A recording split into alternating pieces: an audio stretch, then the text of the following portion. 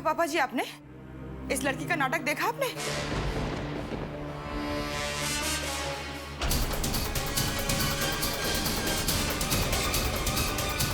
ये तो ऐसे रोते हुए गई है जैसे कोई मैंने कुछ गलत कह दिया हो। गलत है ये, गलत है ये, गलत है ये।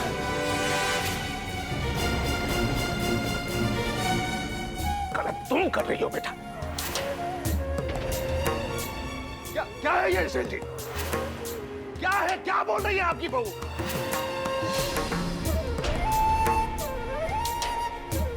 ये तो उस विद्यासागर की तरह व्यवहार कर रही है जिसे मैं आज भी घृणा करता हूं। क्या कह रही थी बेटा तुम? क्या कह रही थी? ये अनाथ है। जानती है तू कितनों की नाथ है ये? कितनों की नाथ है जानती है तू? मेरी पत्नी जब जन्म बसी थी ये बच्ची इतनी जी सिर्फ इतनी 6 साल की थी और मेरी दूसरी बच्ची बस पैदा ही हुई थी। इस 6 साल की बच्ची ने अपना दर्द बुलाकर, अपना गम बुलाकर मेरे उस नवजात शिशु को अपनी मां की तरह पाला है।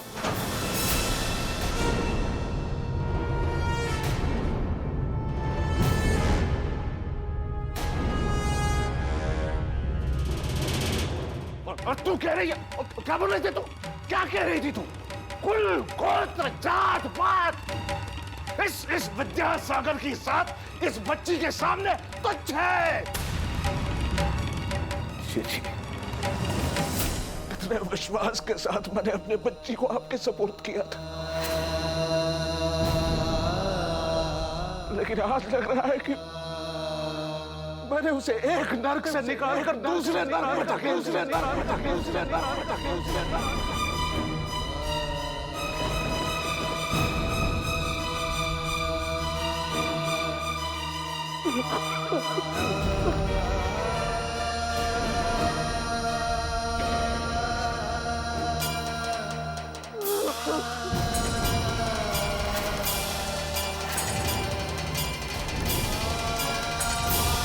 ये मेरा पश्चाताप है नसीली। ये एक प्रश्न चिन्ह है आप पर, आपके परिवार के लोगों के संस्कारों पर एक प्रश्न चिन्ह है।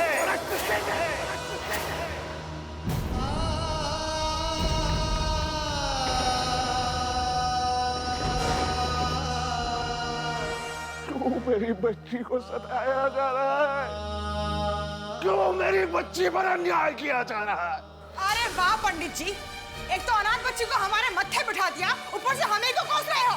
रुकता। लेकिन पापा जी। बस बस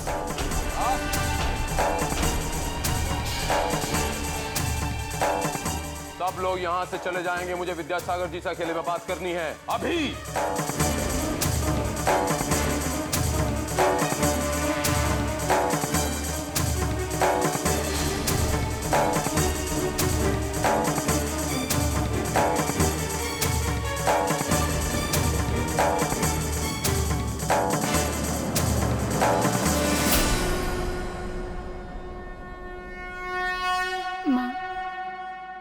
मैं हमेशा आपका धन्यवाद करती आई उस हर रिश्ते के लिए जिसने मुझे मेरी पहचान दी। माँ, आखिर मेरी सेवा में ऐसी कौन सी कमी रह गई थी जिसकी वजह से आपने मुझसे मेरा सब कुछ छीन लिया। एक ही पल में मेरे बाबूजी मेरे नहीं रहे, मेरी माँ और मेरी बहन सब पराये हो गए। क्यों माँ? बचपन से ये सारे रिश्ते मेरे साथ मेरा साया बनकर रहे, जितना कि आप मेरे साथ रहे। माँ, अगर ये सारे रिश्ते नाते झूठे हैं, तो जो आपका और मेरा रिश्ता है, क्या वो भी झूठा है? बोलो माँ, जवाब दो माँ।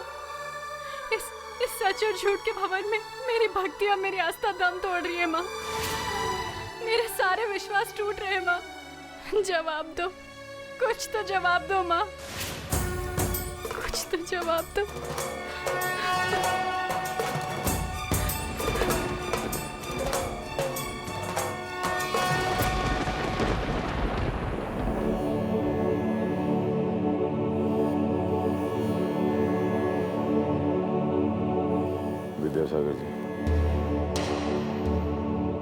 मैं समझ सकता हूँ कि आपके दिल पर क्या बीत रही है इस वक्त। अब घर में इतने सारे बर्तन होंगे तो वो खड़केंगे ही, आवाज तो आएगी। संयुक्ता नादान है, रिश्तों की समझ नहीं है उसे। मैं आपसे वादा करता हूं, इस पारिवारिक मामले को मैं अपने हिसाब से निपट लूंगा। आपका पारिवारिक मामला, ये आपका पारिवारिक मामला है? एक पराई बच्ची को अपनाने के बजाय अनाथ कहकर पराया कर दिया जाता है। ये आपका पारिवारिक मामला है जी? संयुक्ता से गलती हुई विद्यासागर जी, बहुत बड़ी गलती हुई, लेकिन आप भी बड़े हैं, बहुत बड़े, दयालु हैं, करुणामय हैं, क्षमा कर दीजिए उसे। क्षमा में बहुत ताकत होती है। संयुक्ता नादान है, उसे उसकी नादानी की सजा अवश्य मिलेगी। मैं आपसे वादा करता हूं, माता की चौकी होने के बाद उसे उचित दंड मैं दूंगा। मेरा विश्वास कीजिए विद्यासागर जी, वैष्णवी जैसे आपकी बेटी ऐसे मेरी बेटी भी है। उसके दुखी होने से आपको दुख हो रहा तो मुझे भी तो पीड़ा हो रही है। संयुक्ता के ऐसे घटिया बर्ताव से मेरा भी दिल खून के आंसू हो रहा। मैं समझ सकता हूँ जी, मैं आपकी भावनाओं को समझ सकता हूँ और यह भी मानता हूँ कि एक परिवार में सभी की सोच एक जैसी नहीं होती। लेकिन कल अगर आपकी मंजरी बहू की तरह आपके परिवार के और सदस्यों ने मेरी बच्ची को ठुकरा दिया तो कहाँ जाएगी वो तो जीते जी मर जाएगी। जी आज्ञा दीजिए शेर जी, मैं अपनी बच्ची को लेकर भदरवा वापस आ रहा हूं। और एक बात कहने से पहले आपसे क्षमा चाहता हूं। इस घर में मुझसे माता की चौकी नहीं होगी।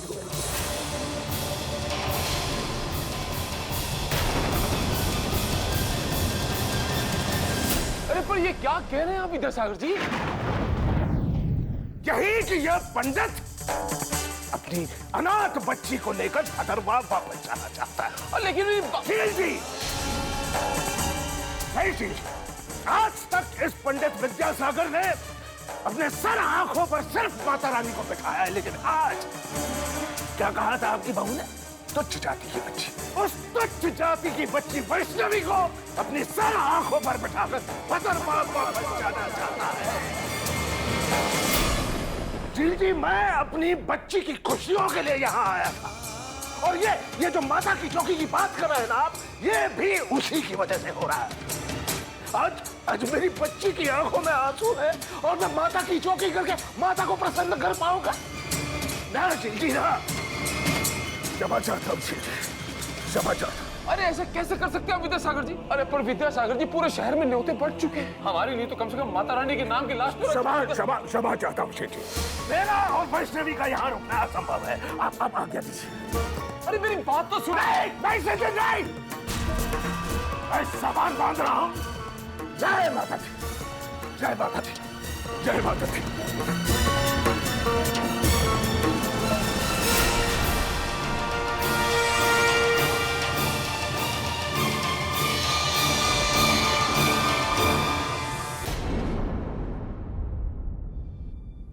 ये तुमने बिल्कुल ठीक नहीं किया संयुक्ता। इतनी बड़ी सच्चाई सबसे पहले तुम्हें पापा जी को बतानी चाहिए थी। आप चुप रहिए। मैंने जो कुछ भी किया है परिवार की भलाई के लिए किया है। पापा जी मेरे काम से बहुत खुश होंगे, देख लीजिएगा। अभी तक तो उन्होंने उस पंडित को बोरिया बिस्तर पैक करने के लिए भी कह दिया होगा।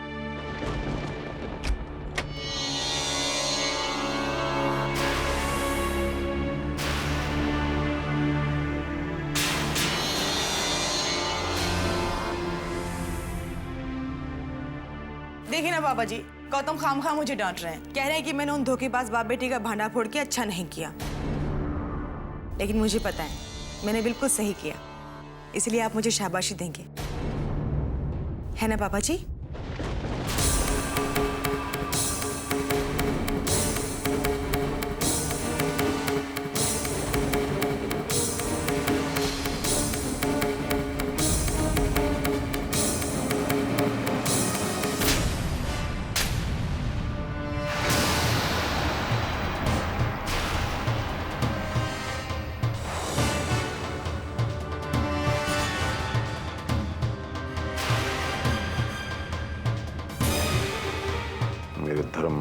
पे हाथ उठाना लिखा नहीं, लेकिन तुम्हें तो सजा दे ही सकता हूं। संयुक्त परिवारों में पत्नी की गलती का जिम्मेदार उसका पति होता है।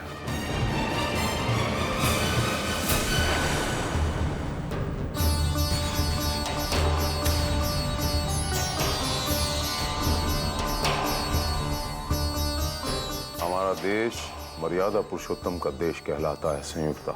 शील कुमार के परिवार में मर्यादाओं का पालन किया जाता है और हमारे परिवार में किसी को भी मर्यादाओं का उल्लंघन करने की इजाजत नहीं देता हूं मैं। लेकिन पापा जी, वो लड़की अनाथ है। मैंने ये बात बताना जरूरी समझा। मुझे ये बात पहले से ही पता थी संयुक्ता।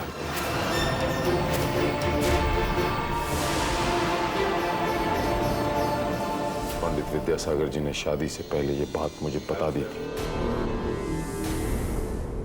और मैंने सोच समझ के पूरे होशो हवास में ये फैसला लिया था, ये हामी भरी थी। लेकिन क्यों पापा जी? वो इसलिए संयुक्ता क्योंकि वैष्णवी माता रानी की बेटी है,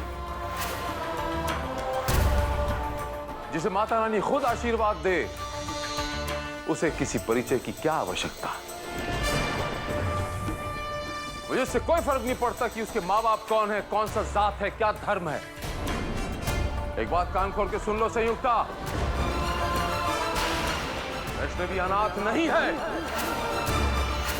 और अपनी छोटी सी बुद्धि से बात बाहर निकाल दो और कभी आज के बाद उसे अनाथ साबित करने की कोशिश मत करना।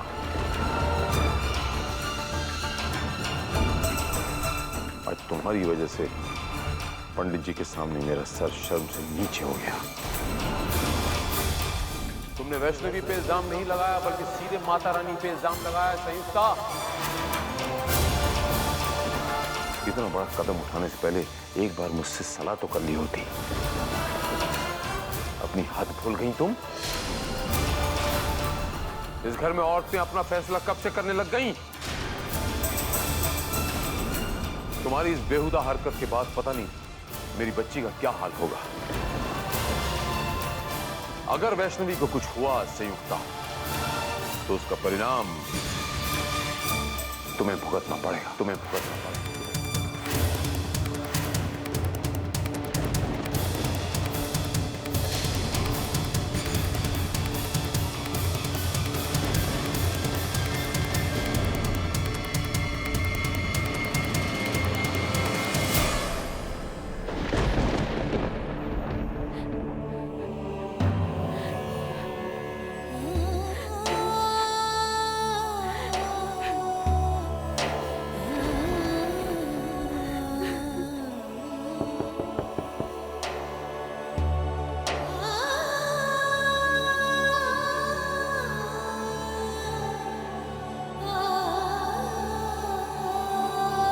वैष्णवी,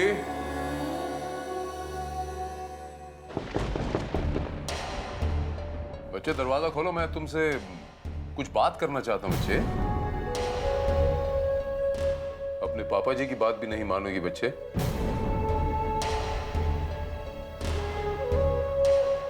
दरवाजा खोलो ना।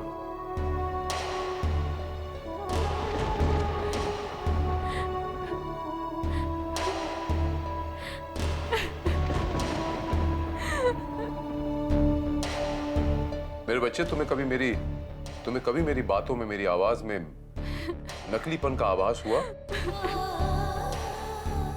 कभी मेरी भावनाओं में मिलावट नजर आई?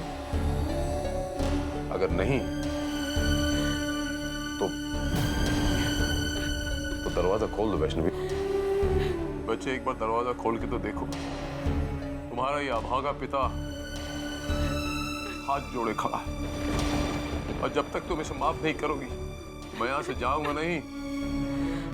तेरा रूठना मैं सहन नहीं कर पाऊंगा बच्चे, मुझसे बर्दाश्त नहीं होगा। अगर तू रूठ गई तो मुझे ऐसा लगेगा जैसे मेरी माता रानी मुझसे रूठ गई। मेरे बच्चे, मुझे और मेरे इस घर को क्षमा कर दे। मुझे और मेरे इस घर को माफ कर दे मेरे बच्चे। मुझे और मेरे इस घर को माफ कर दो।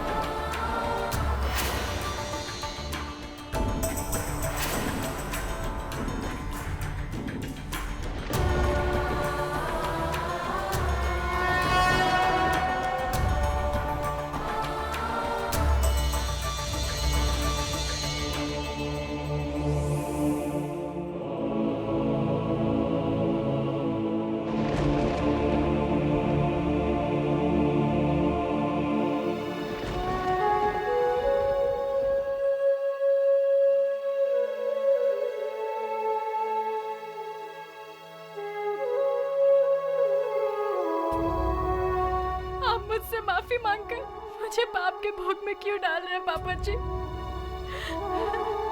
इसमें आपकी कोई गलती नहीं है, आपकी कोई गलती नहीं है। आपने तो सब सच्चाई जानने के बाद भी मुझे अपनाया है। आपने तो मुझे अपने परिवार में जगह दी है। इसके लिए मैं आपकी जिंदगी भर आभारी रहूंगी, पूरी जिंदगी भर आभारी रहूंगी, आभारी रहूंगी।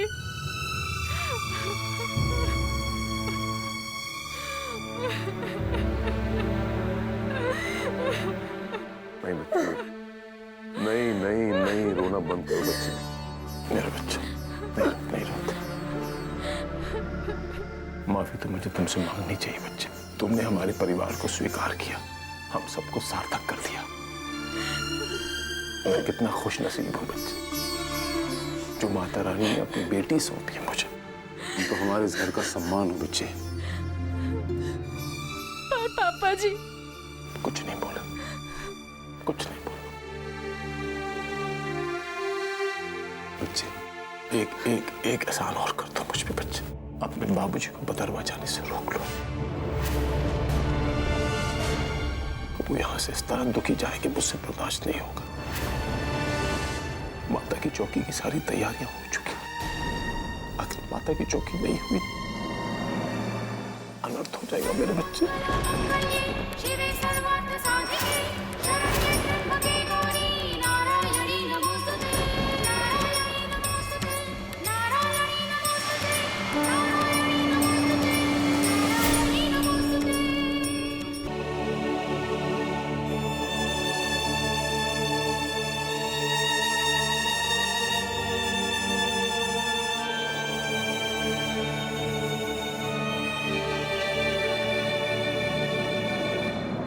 और एक बात,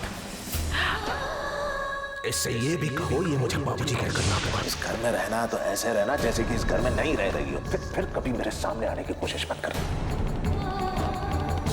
तुम्हारी जिद ने मेरी श्रद्धा की जान तो ले, अब शायद तुम्हारी जिद मेरी बच्ची को निशाना बनाने की। 20 साल बीत गए, अब भी इस लड़की के समझ में नहीं आया कि मुझ पर एहसान ना किया करे।